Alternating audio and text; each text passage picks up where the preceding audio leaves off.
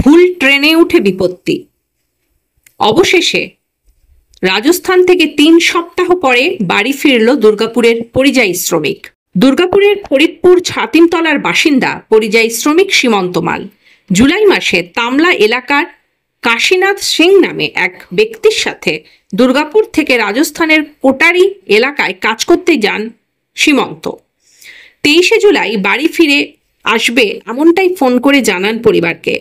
তারপরে আর খোঁজ ছিল না তার, দুশ্চিন্তায় ছিল পরিবার। অবশেষে বাড়ি ফিরল সীমন্ত মঙ্গলবার সন্ধ্যায়। স্বস্তি ফিরেছে পরিবারে। পুলিশ সূত্রে জানা গিয়েছে, রাজস্থান থেকে বাড়ি ফেরার পথে ভুল করে সীমন্ত দিল্লির ট্রেনে উঠে পড়েন। দিল্লি পৌঁছে হাতে টাকা না থাকায় সেখানে একটি কাজে যোগ দেন। কয়েকদিন রোজগারের পর হাতে কিছু টাকা এলে দুর্গাপুরের ট্রেনে উঠে বসেন এবং মঙ্গলবার তিনি বাড়ি ফিরে আসেন খুশির হাওয়া এলাকায়।